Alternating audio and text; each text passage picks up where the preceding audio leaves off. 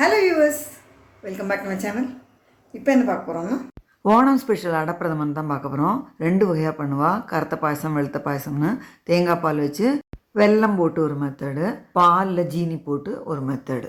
ஆற்றுல நம்மளே அடை பண்ணி அந்த மாதிரியும் அடப்பிரதமன் பண்ணலாம். ரெடிமேடாக கிடைக்கிறது அடைன்னு, அதை வச்சும் பண்ணலாம். 2 மெத்தடுமே பார்க்க போகிறோம். வாங்க வீடியோக்குள்ளே போகலாம். முதல் மெத்தடு நம்மளே ஆற்றுல அடை பண்ணி பண்ணுற மெத்தடு.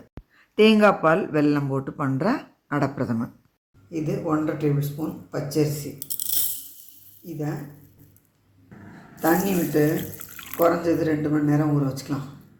ஊற வச்சுருந்த பச்சரிசி ஊறியாச்சு, 1.5 மணி நேரமாக ஊறியிருக்கு. இதை தண்ணி வடிச்சிட்டு மிக்சியில் சேர்த்துக்கிறேன். இது கூடவே ஃப்ரெஷ்ஷாக துருவினா தேங்காய் துருவல் 1 ஸ்பூன் சேர்த்துக்கிறேன். இது ஆப்ஷனல் தான். தேங்காய் தண்ணியவே கொஞ்சமாக விட்டு நல்ல ஃபைன் பேஸ்ட்டாக அரைச்சி எடுத்துக்கலாம். இந்த மாதிரி பேஸ்ட்டாக அரைச்சி எடுத்தாச்சு. இந்த மாதிரி ஒரு பிளேட்டில் கொஞ்சமாக நெய் சேர்த்து க்ரீஸ் பண்ணிவிட்டு இந்த அரைச்சி வச்சுருந்த தேங்காய் அரிசி அதில் சேர்த்து இதை லேஸ் அந்த மாதிரி பரப்பி விட்டுட்டு பேனில் தண்ணி கொதிக்க வச்சுருக்கேன். அதில் இந்த பிளேட்டை வச்சு ஆவியில் 10 நிமிஷம் வேக விட்டு எடுத்துக்கலாம். இது வேகத்துக்குள்ளால் இந்த தேங்காயை மிக்சியில் சேர்த்து அரைச்சி பால் எடுத்துக்கலாம். இந்த மாதிரி அரைச்சாச்சு. இதை ஃபில்டரில் சேர்த்து இந்த மாதிரி பால் எடுத்தாச்சு. இது 1ஆம் பால். இதில் கொஞ்சம் தண்ணி விட்டு 2ஆம் பால் எடுத்து இந்த பாலை வடிகட்டி இதில் வெல்லத்தை கரைய விட்டுக்கணும். இதை 2வது பாலை வடிகட்டி பால் எடுத்தாச்சு.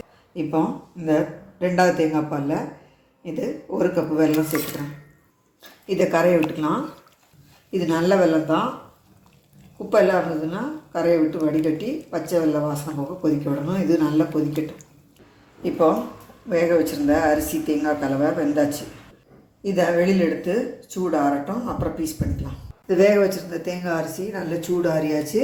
இந்த மாதிரி இதை எடுத்துடலாம். தெரியறதா? இந்த மாதிரி அடையாக வந்தாச்சு. இதை குட்டி குட்டியாக பீஸ் போட்டுக்கலாம். சின்ன சின்னதாக பீஸ் போட்டு எடுக்கணும்.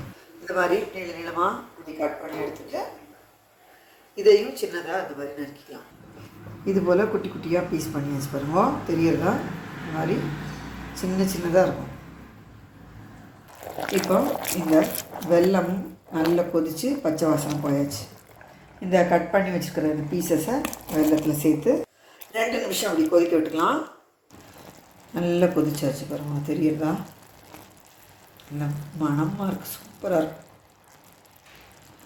நல்லா கொதிச்சாச்சு. இப்போது சுக்கு பொடி, ஏலக்காய் பொடி சேர்த்து கலந்து விட்டுட்டு ஸ்டவ் ஆஃப் பண்ணி இந்த முதல் தேங்காய் பாலை சேர்த்துடலாம். முதல் தேங்காய் பால் சேர்த்து கொதிக்க விட வேண்டாம். பாருங்க, நல்லா மிக்ஸ் பண்ணி விட்டாச்சு. இது ட்ரெடிஷ்னல் மெத்தடு. அதை என்னோடய ஸ்டைலில் பண்ணி காமிச்சிருக்கேன். ஒரிஜினலாக வாழை இலையில் இந்த அரிசி மாவை அடையாக எழுதி கொதிக்கிற தண்ணியில் வேக வச்சு எடுத்து தான் பண்ணுவாள். கமகமான்னு தேங்காய் பால், சுக்கு, ஏலக்காய் பொடியோட அடப்பிரதமன் ரெடி ஆயாச்சு. இதோட டேஸ்ட்டே வேறு லெவல் தான். சூடு ஆற ஆற நன்னாவே இறுகிக்கும். யூஎஸ் கண்டிப்பாக ட்ரை பண்ணி பாருங்க. அடுத்து பாலடை பிரதமன். பாலடை பண்ணுறதுக்கு ரெடிமேட் அடை எடுத்துட்டுருக்கேன். சின்ன கப்புக்கு 3/4 கப்பு. இதை 2 தடவை வாஷ் பண்ணிவிட்டு இதில் நல்லா கொதிக்கிற தண்ணியை விட்டு மூடி வச்சிடலாம். 1/2 மணி நேரம் இந்த மாதிரி இது நல்லா ஊறட்டும். அப்போ தான் சாஃப்டாகும். பால் அடக்கி 1 லிட்டர் பாலை இந்த மாதிரி நல்லா வற்ற வச்சுட்டுருக்கேன். இப்போ நல்லா இது கொஞ்சம் கொஞ்சம் வத்தின்ட்டுருக்கு. இப்போ இதை ஊற வச்சுருந்தோம் இல்லையா, வெந்நீர் விட்டு.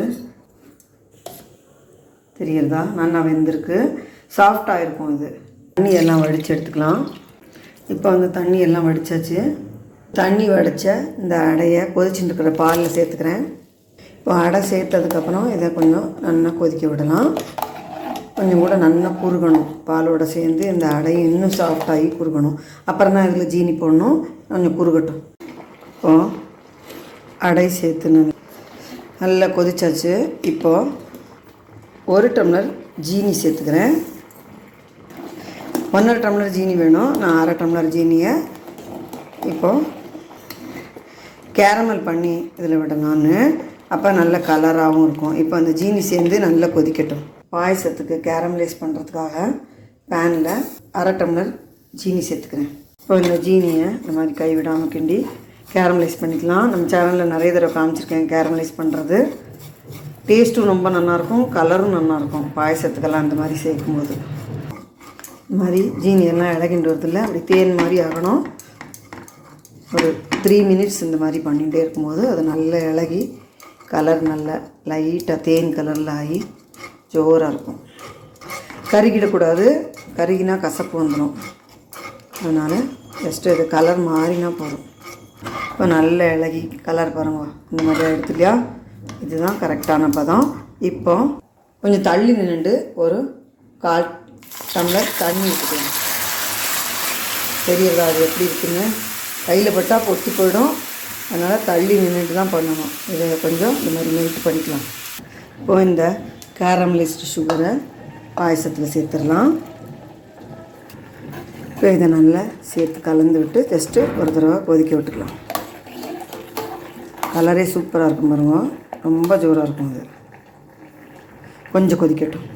இப்போ நம்ம சூப்பரான அடப்பிரதமன் ரெடி. கேரமல் அடப்பிரதமன். இதுவும் என்னோடய ஸ்டைலில் தான் பண்ணி காமிச்சிருக்கேன். செம்பரிசி பச்சரிசி அடை கிடைக்கும், அது கலர் இயற்கையாகவே வரும். இந்த கலர் வரணுங்கிறதுக்காக சுகரை கேரமலைஸ் பண்ணி சேர்த்துருக்கேன்.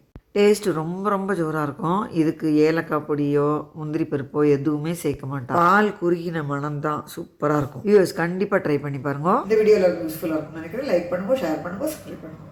தேங்க்யூ ஃபார் வாட்சிங்.